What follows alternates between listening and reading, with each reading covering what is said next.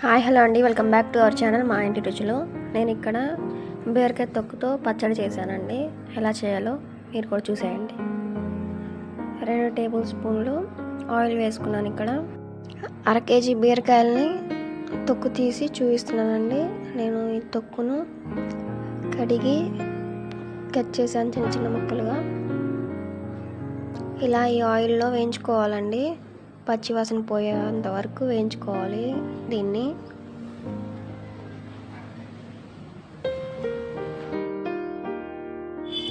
ఇక్కడ మిరపకాయలు కూడా కడిగి పక్కన పెట్టుకుంటున్నానండి. ఇదిగోండి, ఈ మిరపకాయలు కూడా ఎందులోనే వేసేసి వేయించుతున్నాను. మీకు నచ్చితే 2 కలిపి వేయించుకోవచ్చు, లేదంటే విడివిడిగా వేయించుకోండి. నేనైతే కలిపి వేయించుతున్నానండి. అవి వేగేలోపు టమాటాలు కట్ చేస్తున్నాను. నేను ఇక్కడ 3 టమాటాలు తీసుకున్నానండి.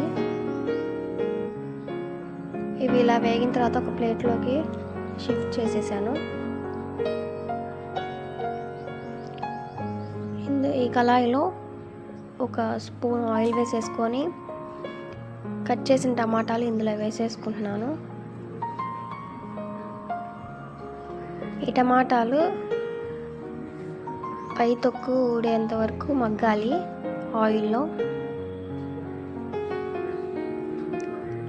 నేను మిక్సీ పట్టేస్తున్నానండి. ఇందాక బీరకాయలను పచ్చిమిర్చి తీసాను కదా, వాటిని. టమాటాల్లో కొద్దిగా చిన్న నిమ్మకాయ అంత సైజు చింతపండు తీసుకున్నానండి. మిక్సీ పట్టిన బీరకాయ తొక్కులో ఈ టమాటాలు వేసేస్తున్నాను. తగినంత ఉప్పు వేసుకోండి.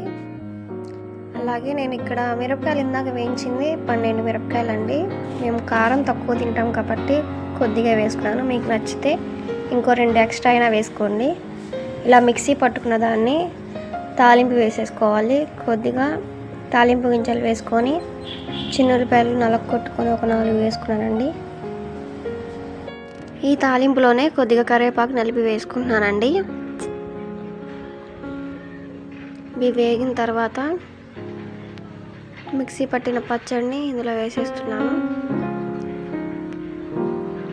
ఇంతే అండి, చాలా ఈజీగా ఈ బీరకాయ తొక్క పచ్చడిని చేసేయవచ్చు. మీరు కూడా ఇంట్లో ట్రై చేసి please subscribe to our channel. Thanks for watching.